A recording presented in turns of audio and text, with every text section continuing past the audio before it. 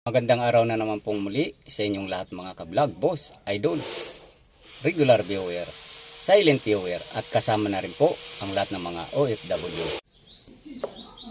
Ang gagawin ko naman po ngayon ay magdadiagnose po ako ng bench grinder. So itong bench grinder po namin na ginagamit ay kapag ino-on po yung switch ay umuugong lang po siya. So ito po ibinaba ko po siya sa pinaglalagyan niya at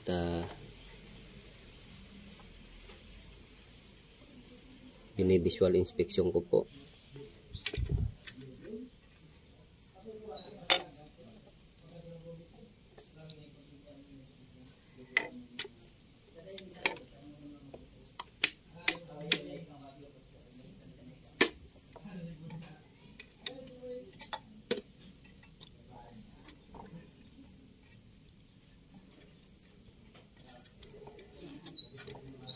So freewheeling naman po siya.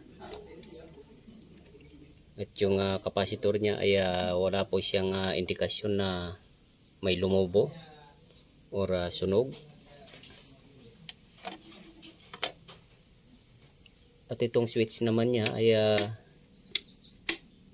ayos naman po yung dating niya. Pero kailangan po nating alamin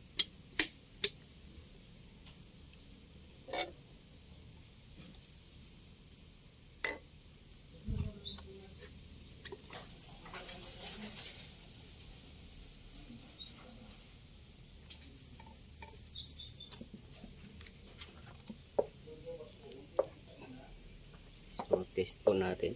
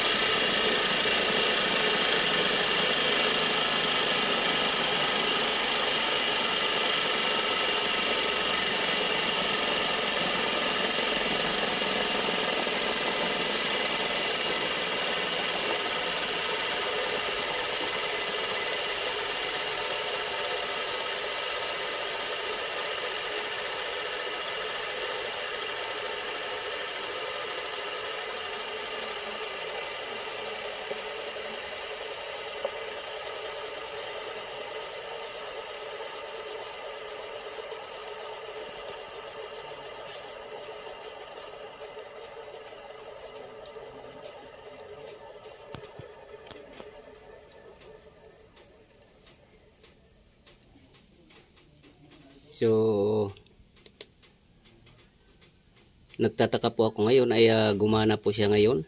Samantalang halos isang linggo na pong hindi siya ginagamit dahil umuugong lang po siya. At hindi ko rin magawa-gawa dahil may naka-schedule po akong trabaho. So kapag ganito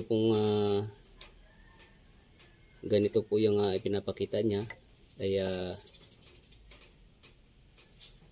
maaaring lost connection po to. Or ang gagawin ko po muna ay i-clean ko yung mga terminals niya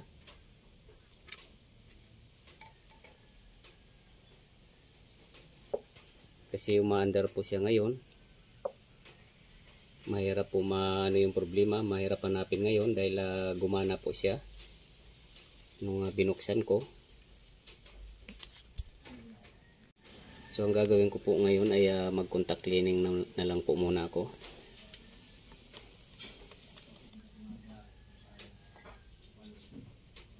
So i-test po natin ulit.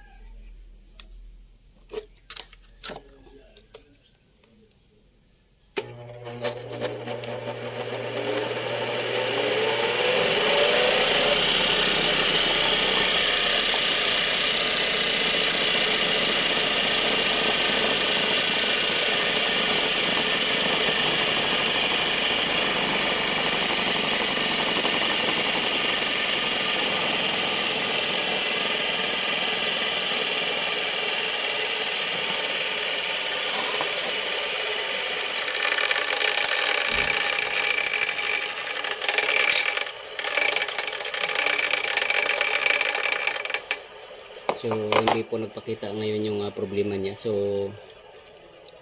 isprayan ko po ng contact cleaner para siguradong kung sakaling lost contact po ay makakatulong yung contact cleaner, matatanggal po yung mga dumi-dumi at ipipress ko po yung mga terminals niya. At kung sakali sa susunod po umulit, doon na lang po siyang i-check ulit. Dahil ngayon po ay gumagana po siya, mahirap pong hanapin. Hindi katulad ng lalabas yung problema ay pwede pong mahanap. Pero sa ngayon po ay mahirap hanapin. So contact cleaning lang po muna yung gagawin ko at ibabalik ko po doon sa pinaglalagyan para magamit namin. Dahil wala po talaga akong nakita ngayon dahil gumagana nga po siya. So kukunin ko po yung contact cleaning ko, contact cleaner.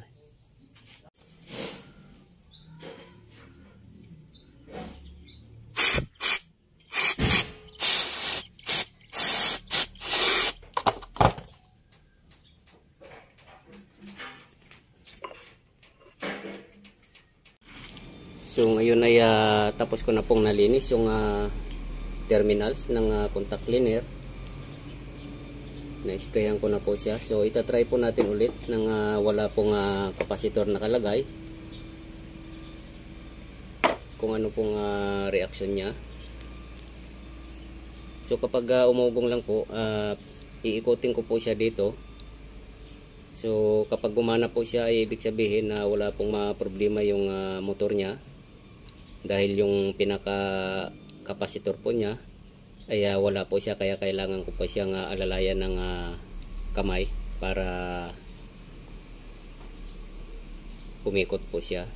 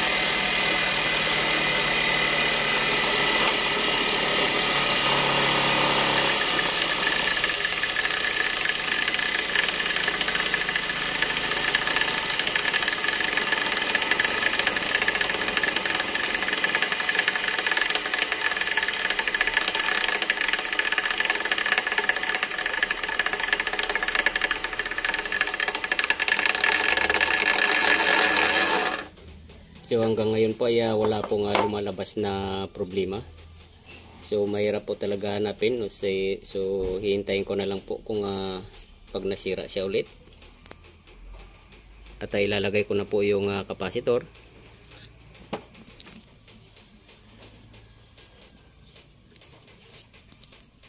So ayan. Kailangan po automatic iikot kaagad po itong panghasa na yan. Dahil mayroon na po siyang capacitor.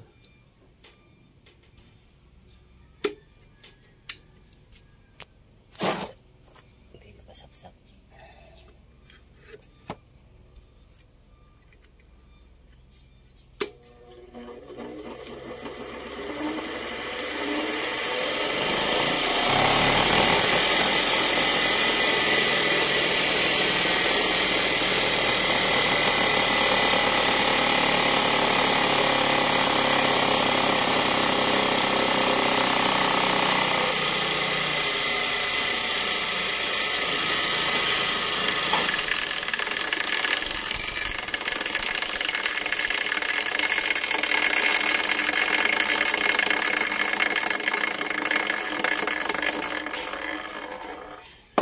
So ang ginawa ko po ay nag-contact cleaning na lang po ako kasi hindi po lumabas yung problema, yung umuugong lang.